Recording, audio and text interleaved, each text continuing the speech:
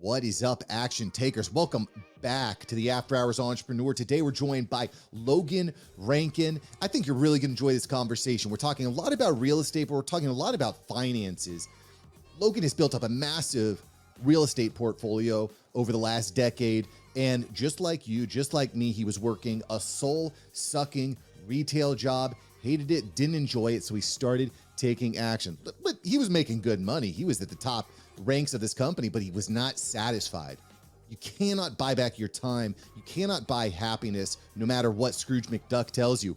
But in this episode, we're going to be breaking down how he executed on that, some of the challenges in buying his first investment property, how he built systems and operations to get there. We talk a little bit about his book, Find Your Financial Freedom. We talk about communicating with your spouse and your partner when you're taking risk. This conversation is super practical, super informative, and I know you're going to love it.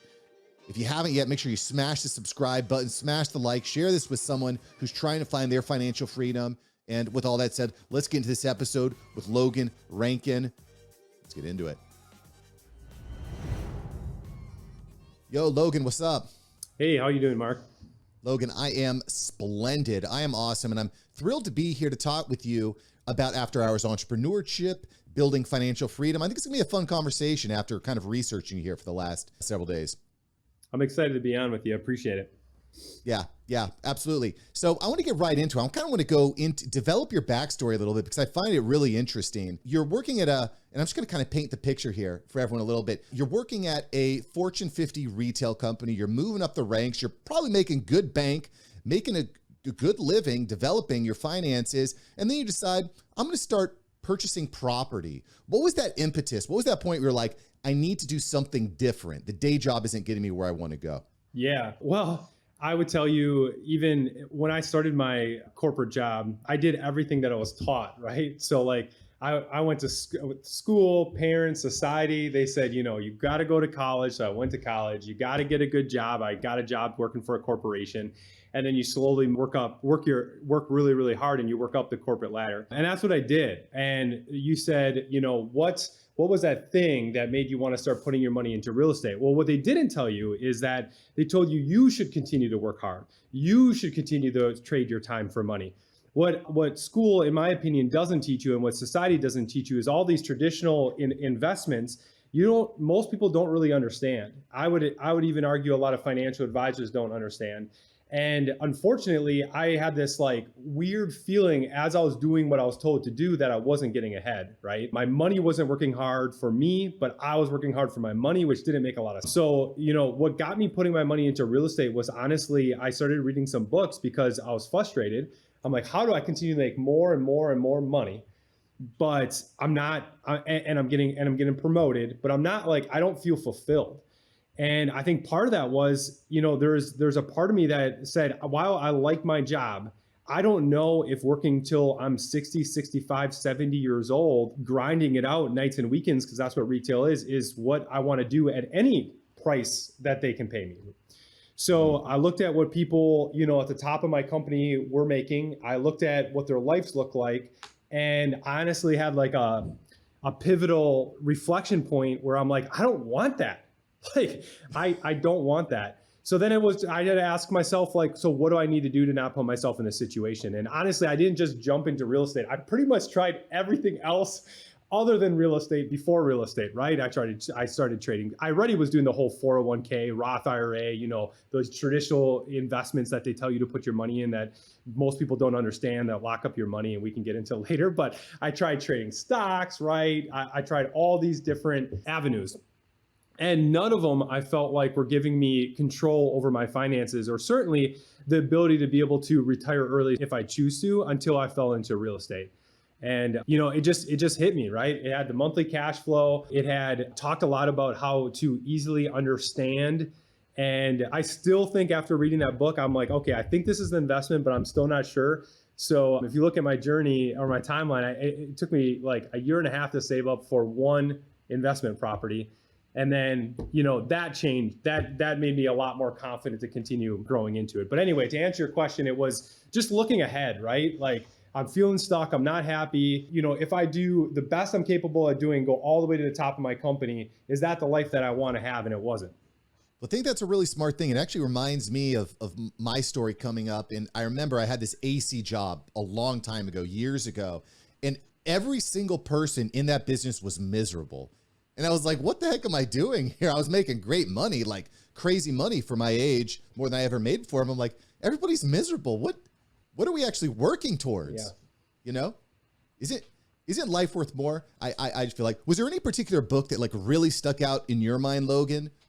Well, I mean, I'm sure a lot of people have talked about this one, but Rich Dad, Poor Dad definitely was that mindset book that helped change the way I thought about money and how to put money to work. And it's not necessarily what you make, it's what you keep. You mentioned making a lot of money. Yeah, like my last 2 positions at this company, I was making $500,000 a year, but it's not what you make, it's what you keep. When I had 180 units, 180, 190 is when I retired, when I quit. Those 180 units were making as much profit wise, right, after taxes than I was at my W-2, which is kind of crazy because I have a lot more units now, but even at like a low threshold of unit counts, if you look at the after tax, which a lot of people don't take a look at their biggest expense, it's a substantial difference. Well said. Rich Dad, Poor Dad, definitely a popular one. For me, one of the big books was The 4-Hour Work Week by Tim Ferriss. That just kind of opened my mind towards, kind of like automating cash flows and things of that nature, leadership. Love him. So there's something I was kind of looking at your website, loganrankin.com, and there was something you had put on your timeline here when you bought your first home. So you bought your first home with your wife. It resulted in $7 left in your bank account. Logan, what did your wife say when you said, I think I want to spend all of our money on a house? What did she say to you? Yeah, she was nervous, but here's what I'll tell you, Mark. Before we made that decision, this is something we'll talk about later. It's in my newest book, but we had a very, very solid financial plan. And one of the things that our financial plan requires is monthly communication about where your investments are, what are they doing. It's not a budget. It's a financial plan. It's a financial plan built for an individual or an individual with a spouse. So before we made that move, my wife and I I think we were doing it 3 years before we ended up purchasing our first investment property that left $7 in our bank account. We knew that was a risk, but we also knew that when we had $7 left in our bank account, we've already pre-planned the rest of the month. So we had the expenses set aside to spend. And we also knew exactly the amount of money that was going to come in from our W-2 jobs. So we knew what we'd have left, right? And also left $7 in our bank account. But when we bought that investment property, we also set aside a CapEx account and a reserves account, right? So a lot of people don't talk about that. But when you buy investment properties, there's a lot of safety nets that you can also set up. So if you just look at what was in our personal savings account, a little scary. But honestly, we weren't that scared. And then if I don't want to hide this, I also promised my wife that if we do this, after 1 year, it should yield like, I forget, $3,200 or $3,300 net cash flow in our bank. And we'll take a vacation with that money. So I think that kind of pushed her over the edge. Although after that year was up, we were both so pumped. We ended up taking the money we saved, and we bought 2 units the next year. We skipped that vacation, but it did get her over the hump. It is. I will say it's kind of addictive once you start growing a business, and it just, all of the goals that you had, I think when you first started, tend to shift because you're transformed. You're a new person as you start going down these new ventures. Yeah, addicting is the right word because that's how I see it now. If I wanted to, I wouldn't have to buy another business or property for the rest of our lives, and we could just coast. But money for me has never been about like what you can buy with it. It's been about what you can build with it. And I think that's a lot more fun. And I'm certainly having a ton of fun building right now. Super, super smart. It also super smart to be having these monthly conversations about your financial plan, right? There's nothing that kills more marriages and relationships than money problems. So I think opening the books up and keeping things transparent, very, very wise, very wise. And especially as an entrepreneur, as a business owner, you never really take a day off. You're always on. That could put a lot of stress on a relationship if you're not communicating. Yeah. I don't know if that's been an issue. I don't want to get into your personal relationship, but I have noticed that that's something that my wife and I don't want to say struggle with, but we talk a lot about. Yeah. hey, how do we get off the corporate dime and build our own dime? That can be scary. It can be scary because you said it yourself, there's a lot of time that goes into that too. There's a lot of commitment. There's a lot of sacrifice, right? And if you both don't understand what you're sacrificing for, that's where those communication gaps and arguments happen. In fact, like step one of my financial plan is no numbers, no, you don't even look at anything. Step one is called the vision step. And it's literally a conversation that you have before you look at anything else with your financial plan, with your wife or with your significant other. And you talk about you talk about three things. You talk about what did we agree was our vision, the things that we really want in 3, 5, 10, 20 years, because you have to have that conversation. Number two in that vision step is at what, and this, everybody screws this one up, right? When do we want to accomplish it? And then at what intensity level do we agree to go about it? And that last piece is a big one. What I mean by that is I love this one because it really helped my wife and I so much. It's because like if you both want financial freedom, let's say, right? Because everybody wants financial freedom. Let's just be honest. Like I've never met somebody that's like, yeah, exactly. Like you want financial freedom? No, fuck financial freedom. I mean, no, nobody says that. But here's what they don't do. They don't have a heart-to-heart conversation with what they're willing to sacrifice to achieve financial freedom. Because I've coached a lot of couples before, and I'll have the wife say something like, I want financial freedom more than anything. On a 1 to 10 scale, like I am a 9.5, like I will sacrifice everything to achieve financial freedom faster. And then I talk to the husband and they're like, like if we get there in 20 years, great. But I put myself at like a 5 or 6. Well, I'll tell you what, even though you both want financial freedom and you had the conversation about when, because you haven't had the conversation at what you're willing to sacrifice and what the intensity level looks like, it's still going to cause arguments. So by having that conversation, now you can have the conversation is like, we need to compromise. So maybe the wife in this scenario needs to have the conversation that I can't be a 9.5, just not possible. I don't want to feel like I'm doing all the work to be able to achieve it and my husband isn't. So how about they compromise at like a 7.5? So she's going to tone down her intensity here, here, and here. He's going to increase his intensity here, here, and here, which then leads to really productive conversations. Because once the month's over, if you have a good financial plan, this goes more into what I refer to as the scoreboard. But you can look at the scoreboard and you can have a reflection point. Did we make the moves over the last 30 days that embodied our intensity level at a 7.5 for financial freedom, or for our dream house, or for whatever the heck you want? But in my opinion, like just like the thing that you asked me that got me into real estate from my corporate job, you got to take time to reflect on what do you really want? What does that vision look like? And then have a deeper understanding of, because I personally believe you have to make sacrifices to be able to achieve that if you want to achieve it in a short time span. I mean, I feel like you're reading my mind here, Logan. I was having, my wife and I were starting to get into some arguments, we'll say, not like heated, like throwing stuff arguments, but she was kind of like, I feel like you're not there enough, or, we're not getting that daily movie time together. And so we sat down and I said, what are the things that you want in life? Do you want to have a home? Do you want to retire at this age? Do you want to send our kids to this school? What are the things that we actually want? And I said, how are we actually going to get there? Let's reverse engineer it. Yeah. Because the things that you want, the things that we want, these are above average goals. These are not just average 9 to 5 401k goals. These are legitimate goals. And after we sat down, she's like, okay, I'm on board. I understand. And so I dialed back my intensity a little bit. She leveled up her intensity so we can meet in a place that's clear and transparent and agreeable. Yeah. And what you really did too is instead of being like, no, I don't have time to watch the movie, or I'm not going to watch the movie or create a fight, you instead got her to align with, well, what do you really want? You want more time with me. You want to watch infinite amount of movies with me and have more freedom to be able to do that. And it sounds like you had the conversation of I can dedicate an hour to 2 hours every day with you right now. Or if you give me half that time back to invest in our business, I can give you an infinite amount of time and we can do it a lot quicker. What would you rather have? Because everybody has those conversations, Mark. I vividly remember on our journey, my wife wanted everybody around us was buying a second home. And we're living in our $100,000 home, making most likely 2 to 3 times more than a lot of our friends or family. And my wife, rightfully so, was like, can we just upgrade to the $250,000 house? Can we just upgrade? I didn't say no either. I said the same thing that you said. Sure, we can. Like, if that's what you want. But ultimately, if you look at our financial plan, I share with my wife, because the financial plan also can, show you cash flow over a period of time to project on your goals. And it showed that if we upgraded our house because of the higher mortgage payments, it's just going to take us 3 years and 9 months longer. And if that's something that you're willing to do, then I'm willing to do that too.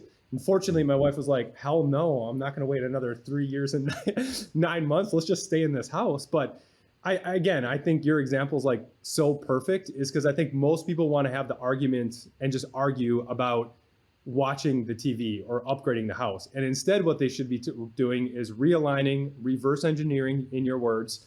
What do we ultimately want?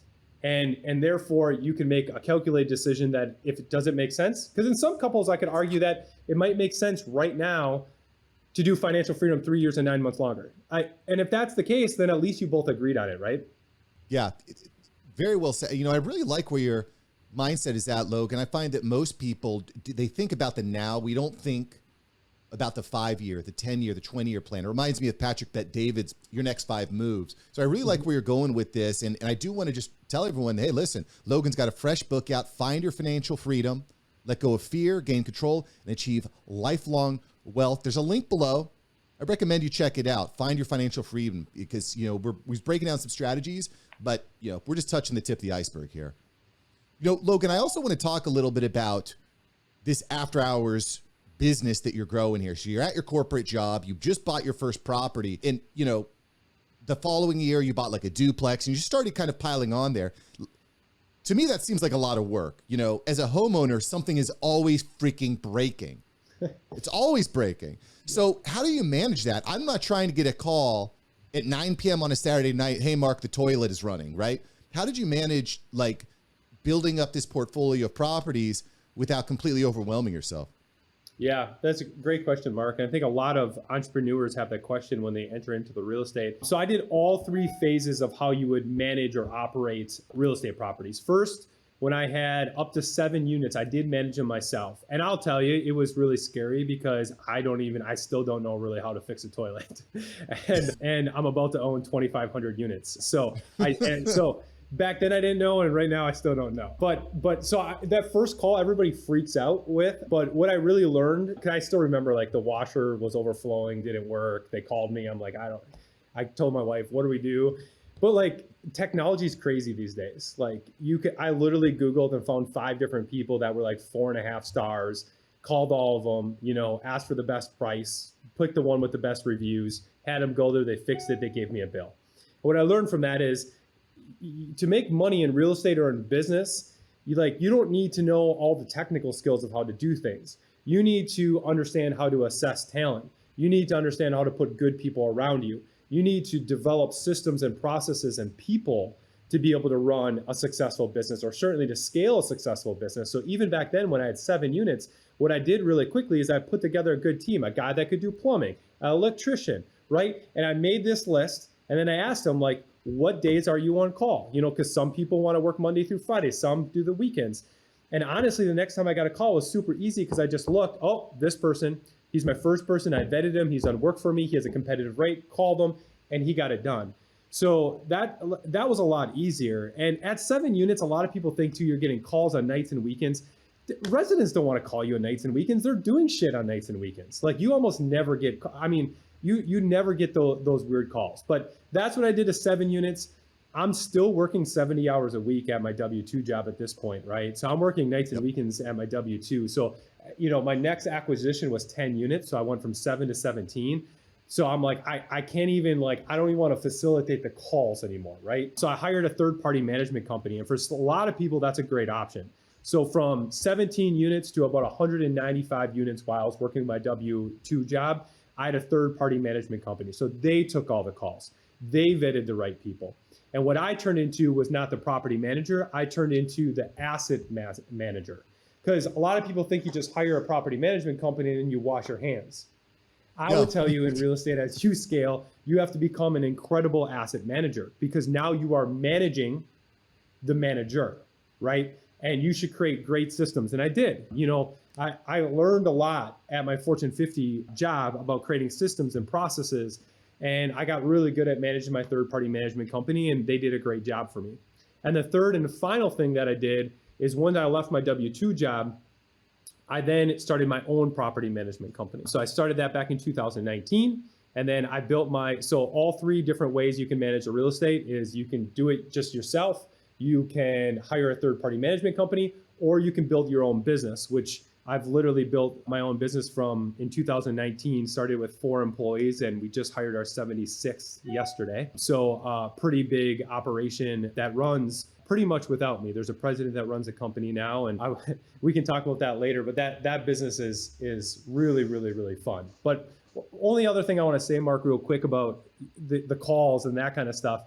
If you can take anything away from this episode and you want to get into real estate, I would just tell most entrepreneurs, they focus a lot on treating their properties as properties. And I would tell you that you should treat your properties as businesses. That changed everything for me. Every property has its own business, because that's really what it is. And that's what I learned from my Fortune 50 company. I had some pretty big, one of my jobs was leading 19,000 people and $3.5 billion worth of sales at my Fortune 50 company. I was a group vice president for a while, and it just taught me an incredible amount, understanding efficiencies and driving P&Ls. And once I could translate that into like, okay, wait a second, like this is just like what they taught me, like treat this property as a business, just like I would in my Fortune 50 company. And how do I make sure my customers are really, really happy and they stay? And how do I run the property as efficiently, as effectively to create the most? I think that's really, really important that entrepreneurs should think through, and not just real estate, by the way, and obviously any business. I really like the thought of, a lot of good points there, Logan. I really like the thought of treating your properties as businesses. And, I also, let's just say something. I'm the president of the board in my community. Finding a good property manager or a good property management company is really freaking tough. So tough. How many property management companies did you have to interview before you actually found one that was going to be a fit? Did you have to? We've gone through so many. They're freaking hard to find. So hard.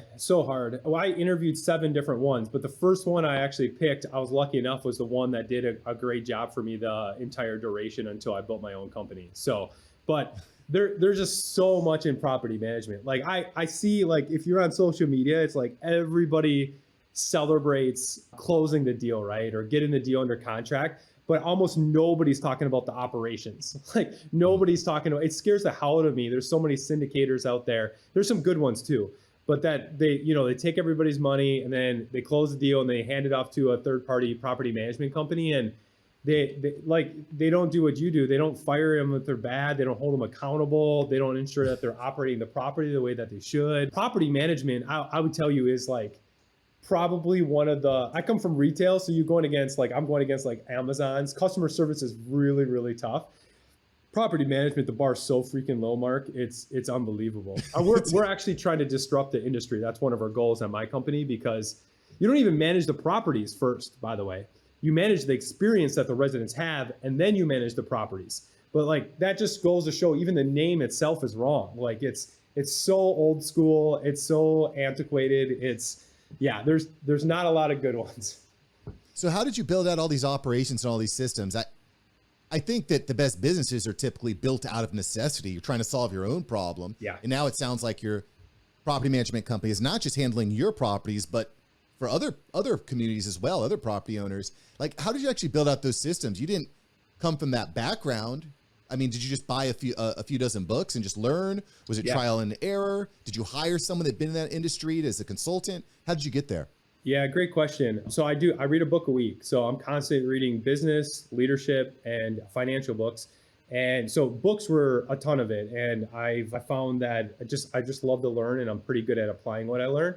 So that was a big part of it. Obviously, I took a lot of spending a decade with a Fortune 50 company and moving up to some of the top ranks in the company. You learn a lot by taking action and doing. And then the third is, I mean, you said it, Mark, a lot about through necessity. Like what are some of the things in this property management industry that are really, really bad, and how do I capitalize on it?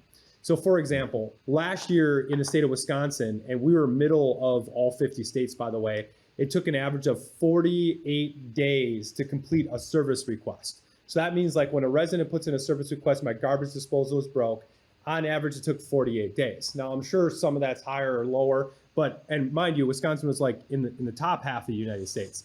So I'm like, well, one of the biggest things that keeps a resident in their unit and that is paying good rent that we should do is when they need something fixed, we should just fix it. And we should fix it fast. So we create systems and processes that 97% of the time last year, we fixed it within 48 hours. And my goal is to get that to 100% and actually guarantee that, or they don't pay rent for as many days afterwards. So we're actually really close to getting to that area. But we would just think through like stuff like that. One of the biggest things we also solved for was when you buy a property, you have to rehab the property. And as you know, especially now, but back in 2019, I could see some of the writing on the wall. It's hard to find good labor. It was hard to find material even back then. All this has 10x, right? And then like, even if you can find the labor and the material, like how fast can you actually get the unit rehab in turn? So when I started building the company, we actually built in the company a construction company. So we're both management and operations. In fact, we still do to today 90% of our construction in-house with our own guys. We don't 1099 it out. It's like all in-house. And then I said, I want to do it fast because don't get me started on this, but I think the businesses that win are businesses that have speed. Speed kills. Think about Amazon, right? They'll ship something to your house for free if you give them like 3 days. But people pay for Prime because they want it in 24 hours. Like you literally could have it for free, but speed kills. And so that's what we're constantly thinking about. How do we do it quick? And we're about 72 hours. So we can turn a full rehab in about 3 days, which, most companies 45 to 90 days. And I'm talking like $10,000 to $20,000 rehab, floors, LVP, paint, appliances, etc. But what makes it really special is we're doing 15 of those a week. So we're spending almost $800,000 to $900,000 on just rehabbing units per month because we do, if you just do the math. So we're just continuing to reposition these properties by spending money, upgrading them in-house, increasing rent, and then getting a very, very nice ROI, usually about 35% per turn. So, and at our company, that's one of the things that I think you asked about systems. Like, I think every system should also be measured by the profit that it creates for the company or for the owner. So at our company, like for example, a light turn typically would take $5,000 mark. So then what we would have to do is say, okay, well, should it be a $5,000 light turn or should it be a $15,000 heavy turn? Let's not get emotional about it. Let's just see which one yields the most return. And if we did the $5,000 turn would get us $150 more in rent per month, we would just multiply that by the 12 months in a year to get, what is that, $1,800. And then we take $1,800 divided by the 5,000, and now we're at a 36% ROI. So if that 36% is higher than the $15,000 turn that might get $400 more rent, that is literally how we would decide how to rehab the unit. And I firmly believe there's a big, big opportunity in real estate in the repositioning and rehabbing of properties because it costs so much to build brand new and rents have to be sky high to pay for it. And then there's these C-class, B-class properties that have not been invested in at all, right? That still have maybe shade carpet or lime green walls or, that are very, very low on rent and there's not as much in between. So that's kind of where we play. Okay. So during that conversation, during that explanation here, Logan, you mentioned that you also built a construction business in addition to the property management, in addition to the real estate. So this reminds me a lot of Ryan Pineda. I don't know if you're familiar with Ryan Pineda. He was a guest on the show, but he had kind of a similar experience, went from 1 to 2 to 5, built up his real estate portfolio, but was also along the way building these side businesses to help facilitate that.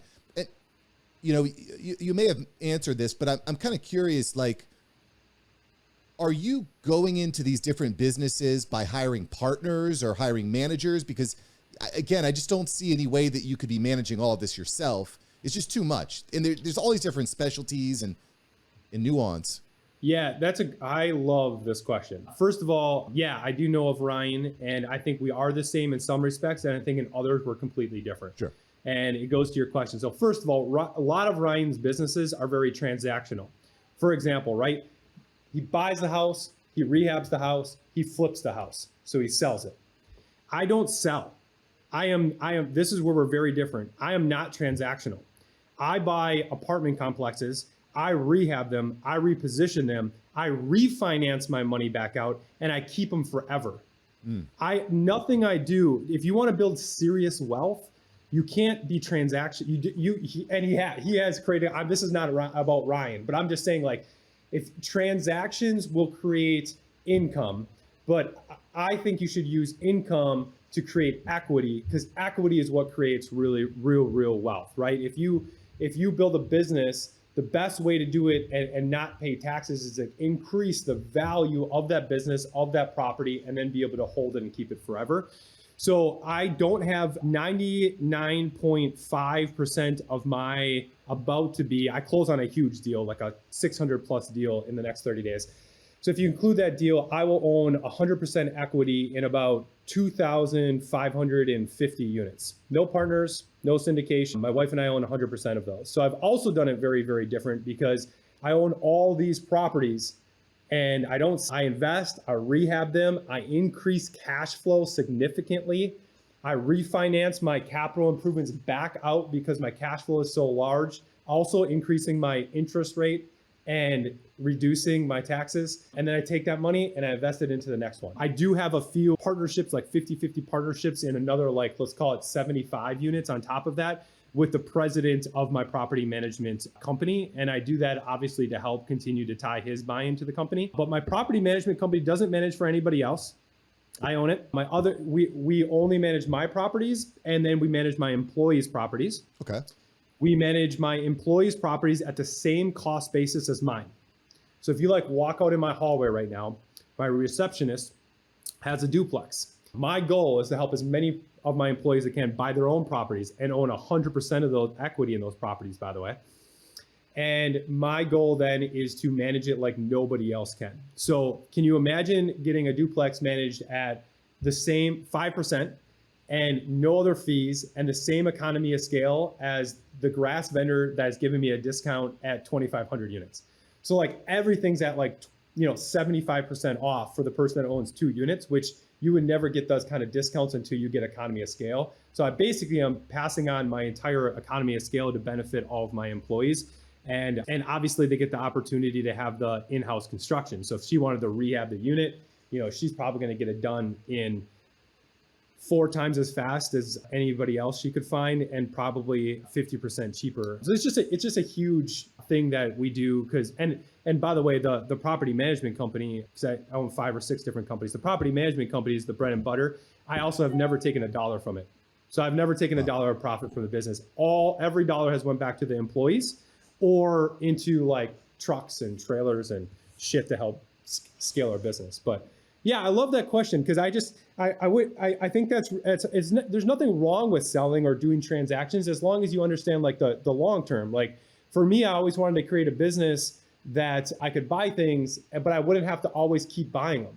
I don't want to have to buy, rehab, and sell. I want to buy, rehab, and keep forever. Yeah. And the question that you gotta ask yourself is how do you continue to do that through scaling? And for me, it was the refinance process. So I agree with what you're saying here, building equity in the property. I guess there's the balance though, right? One of the things that you focus on a lot in your financial freedom book, the Find Your Financial Freedom book, is you need to velocitize your cash. But if all your cash is tied up, if all your money's tied up in these properties, how can you velocitize at the same time? Yeah. So what you want to do, so it's like an art, right? So what I like to do is, if you want to velocitize your cash, that means every single dollar that you have has to be working at the maximum amount of velocity. Okay. So what you want to do in that scoreboard is you want to look at where every single dollar is being placed. So for example, if I put $50,000 into a $250,000 property to be able to acquire that, but I have assessed that property, if I put another $25,000 into it, the value should double. It should go to, let's just call it 400 or 500,000. So then I got to ask myself, how long is that going to take? Because you ask a very important question. You still need money, right? So that property should cash flow, because I only buy properties that cash flow on day one. So it should cash flow. But I know I got to stick another 25K into those, let's call 4 units or whatever I need to do. And then I also need to implement systems and processes to effectively change the net operating income or the profit of the business. If I effectively can do that in 12, 18, whatever time period that you said, it's then worth, let's call it 400,000. So then if you go to the bank and say, hey, like, here's what I've done, can I get a reappraisal? I think it should be worth about 400,000. Then you simply take the 400,000, right? And now your property, because of course they're going to want 20% equity. So now the loan you can have the property is 320,000.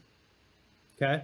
So before, when you bought it for 250,000, you put $50,000 down. So your loan was 200,000. Mm-hmm. So you just made $120,000 during the refinance process. And as a reminder, you had $50,000 down, $25,000 into the rehab. This is just an example. The numbers may be different. So you get your whole $75,000 back, but you got another $40,000 to $50,000 on top of it. So what in the beginning, if you look at my timeline, it's rather slow. Like I bought 1 unit, then it took me 12 months to buy 2 units. Then it took me another 12 months to buy 2 more duplexes, so 4 units. So it took me 3 years to buy 7 units. Then the next year I bought 10. Building momentum. I'm building velocity. I'm building momentum because I needed to wait. You need to wait real estate is not a get rich quick, right? You got to have, for me, this year I was refinancing properties that I bought 2 to 3 years ago. Right. So that in real estate, you have that as a huge lever. And then the second thing that you could have as a huge lever is, as you build momentum, you also build significant cash flow. Because you got to remember, the more unit, when I bought 1 unit, I only had that $3,300 of cash flow coming in. But then when I bought a duplex, now I have $10,000 worth of cash flow coming in on top of my W-2 job. So eventually it just continues to snowball. And as long as your velocity continues to grow, for example, that my example of that $250,000 property that went to 4, if I was able to take all my money back out of it, my returns are infinite. And that's always my objective, is how do I have an infinite amount of return? Because then the velocity is at the maximum it can possibly be, which also means that I have the maximum of money back out of that property. So to your point, I continue to build and scale. Now, obviously, you couldn't just in my example, right? And to your point, if you have no other properties and it's your first purchase, it's going to be pretty slow with that, because all you're getting is a small amount of cash flow until that property is repositioned. Then the cash flow should be a lot larger, but you still have 75K stuck in that property. So until you refi, you won't have the ability to be able to get it out, which will slow down your ability to be able to grow unless you have other properties that you're buying during that time. So it is like you want a very key to be organized as you do this as well too. Love it. Now, okay, so some really good points there. The one thing that really jumps out at me, hot topic issue here, is the refis. You strike me as someone who's really thinking ahead of things. Refis are down 700% over the past year. Does that concern you at all? How are you planning ahead for this potential, refinance crisis? How does that throw a wrench in your plans? How are you going to adjust? Yeah, I was hoping we could talk about this a little bit, because obviously the state of the state, there's so much ambiguity out there. There's so much uncertainty. So I have so much to say. Let me answer the question first. Is one of the beautiful things about this way that I've kind of created my real estate style is you don't have to refinance. The worst case scenario is you've repositioned your property and increased the cash flow significant, where the $250,000 property is worth 400, and you just don't refinance and you reap the benefits of significant cash flow. You know what I mean? When you put it that way, the worst case scenario is you have a lot more cash flow per month and you might pay a little bit more in taxes. And you just wait until the market changes or the interest rates change. And that's something that you could obviously do. Now, I'm not choosing to do that right now. I think people are freaking out over 5 to 6% interest rates. And here's the deal, guys. I don't really care what interest rates are. I just care about the deal. Okay. So All you have to do is underwrite your numbers at what the interest rate is. So in my opinion, a lot of people are doing less refinancing, but I just executed 3 refis last week, 3, okay? And for a total of $8 million, like huge refis that I've been working on, again, for 2 to 3 years. So my work paid off. So why would I do that? Because I'll tell you what, my interest rate's a lot. Those rates were at about 3%, 3.5%, and my refi rates were about 4.5% to 5%. So Logan, why would you do that? Well, I'll tell you why I did that. First of all, I did a second. So a lot of banks will let you keep your first mortgage, especially if you use the same bank, and refi the proceeds out, the new value, the new appraised value out as a second mortgage at that rate. So now I get a blended rate.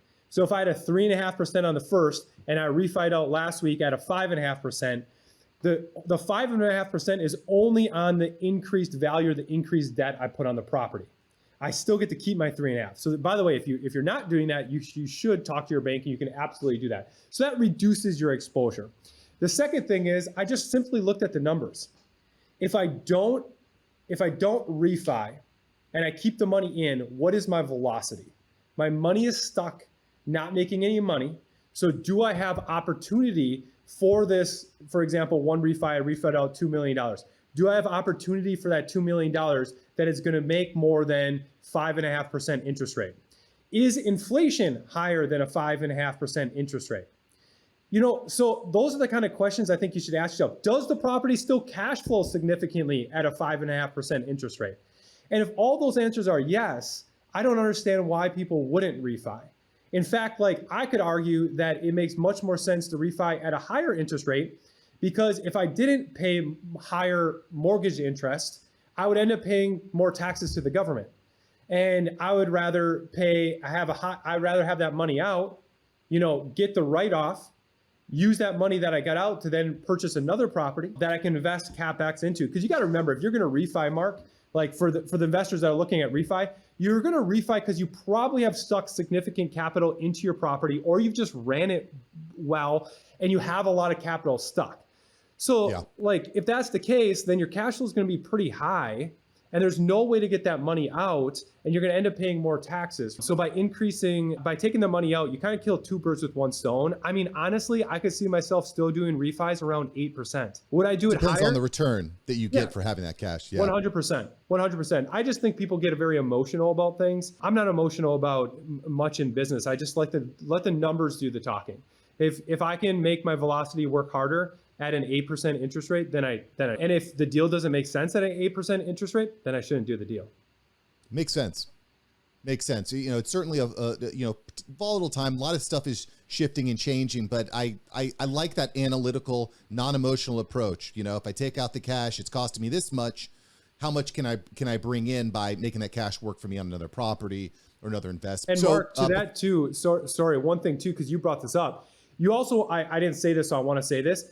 Your confidence level in being able to continue to operate that property well should also weigh into your decision. Because obviously, if you're putting more debt on there, and we just talked about property management companies, how hard it is to find a good one.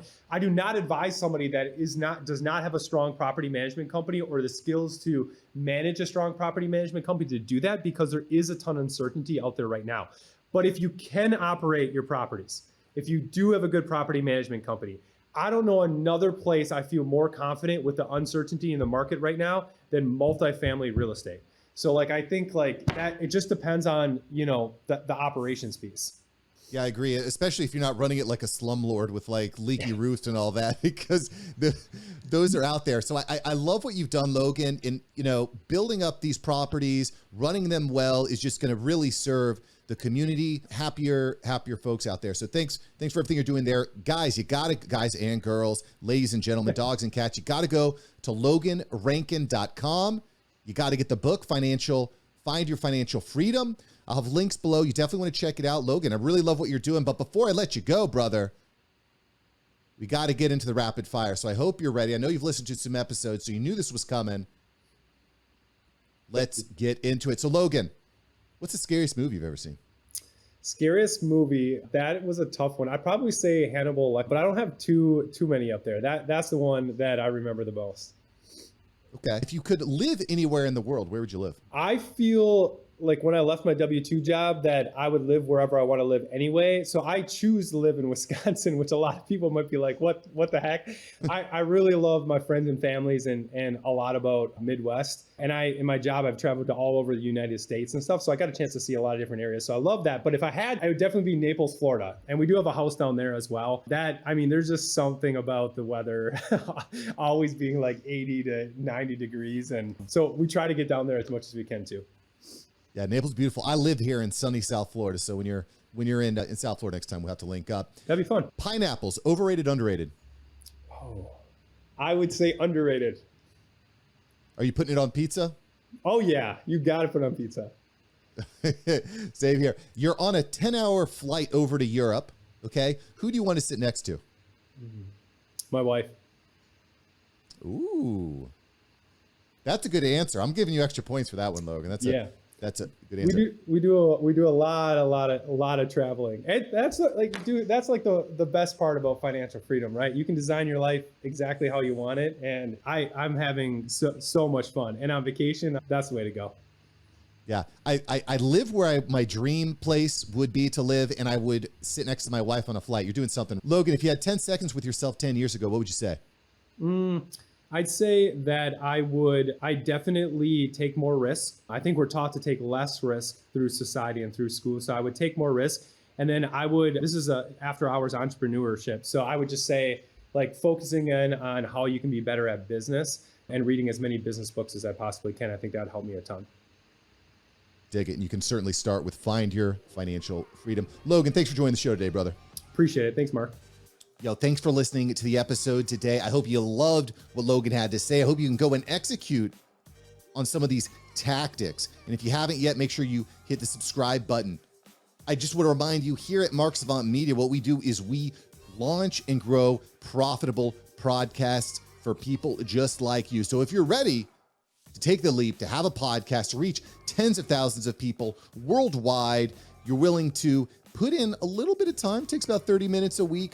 Me and my team can grow an amazing show that works for you today. Hit me up, mark@marksavantmedia.com. That's me. That's my email, mark@marksavantmedia.com. And we will launch and grow a podcast that works for you from day one. You don't need tens of thousands of subscribers, hundreds of thousands of downloads. You don't need it. You can start making money today. Hit me up, mark@marksavantmedia.com.